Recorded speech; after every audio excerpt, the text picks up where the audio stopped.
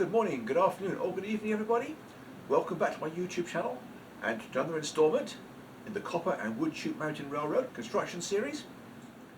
In the first couple of installments I got the open grid benchwork built and fashioned a rather complicated drop flap for the entry area. This week I'm going to install all the risers and the benchwork tops. I had already done a little bit of that previously because, as I mentioned before, I needed some smaller pieces of plywood and I didn't have any offcuts. So by cutting that first benchwork top, I created enough offcuts for all the small pieces. So hopefully that will explain in advance why it's going to seem like I'm starting in the middle of something. So without further ado, let's just head out to the workshop and continue with the benchwork. Well, that is all the risers for that first benchwork section. I started by cutting a whole load of strips on the table saw all at the same time, just using up all my offcuts. That way I know they're all exactly the same height. The ones in the middle have holes drilled in them before I cut them into blocks. Those are for the wiring. The ones on the outside don't have the holes. It is Monday morning. I didn't come out here at all over the weekend. So these clamps have been on for 3 days now. I guess that's probably long enough. I'm going to continue, get the riser blocks in on the next section, and then install this benchwork top that I cut last week. And I'm just going to work my way around the railroad. It shouldn't take too long. I would expect to get that task finished around the whole railroad today. The nice thing about this project, being a lot smaller than the one I've been working on for the last 2 years, is that I can make a lot of visible progress very quickly. Well, I've now permanently installed this one top, and I've got all the riser blocks in on 2 more sections. That's all my clamps used up. So I'm going to go inside now for about an hour or so, let that glue set up, and I'll come back out and continue. I already have this top cut roughly the size. Still got to do a little bit more trimming around the end though. Well, I've been inside for an hour or so. Just come back out, removed all the clamps. So the next thing I'm going to do is slide this piece of plywood into place, get it lined up accurately. I can screw it down to all those blocks, and I've also got to finish cutting off this end. So let me get on with that quickly, and I'll be right back. Well, that piece of benchwork top has now been permanently installed. I've also cut this end off accurately. Had to clamp wood blocks to the top of the drop flap so I can position the curved templates accurately, draw around them, and then cut it with the jigsaw. Note how the end overhangs that gap. The end of the drop flap needs to be tapered so that it doesn't jam. I've still got a few more risers missing at this end. I didn't try positioning them earlier because I was out of clamps, but now I can just insert them under the overhanging end of the plywood. Well, I've now got all the rest of the riser blocks in, at this end, in the closet, and also those that are missing at the other end. While that glue sets up, I'm going to work on the remaining corner formers. I'm going to do the easy ones at this end first. I don't think I can do those, all the clamps in the way. I think I need to move some of those clamps to the inside to make way for the plywood. Well, that is all the benchwork tops installed. Even though I got distracted at lunchtime and ended up not coming out here until much later in the afternoon, I still got it just about done.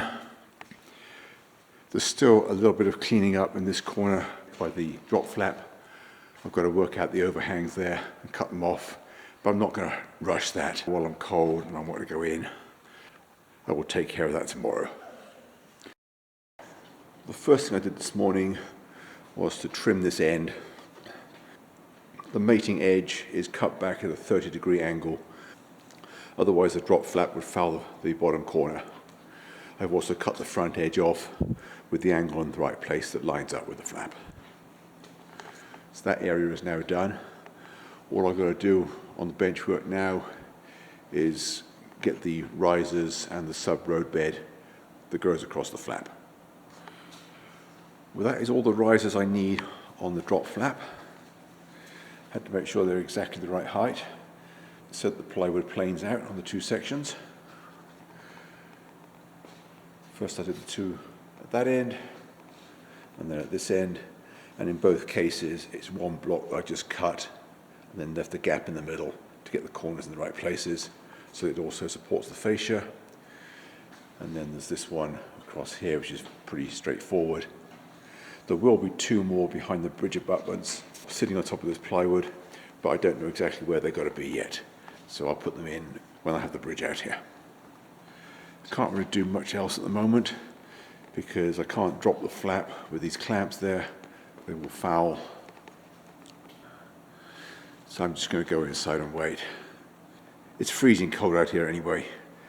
I've got the heater on, so by the time I come back out it should be a little bit more comfortable. Well, that didn't take very long once I got back out here again. I've just cut a piece of subroadbed to go across the top. This end is cut at an angle to match what I did before, and this end is cut straight. Next thing to do is to get all the tools put away so that I can take a good look at what I have. Well, that is everything cleaned off, and I think the benchwork is just about done, so that's probably a good place to break the video.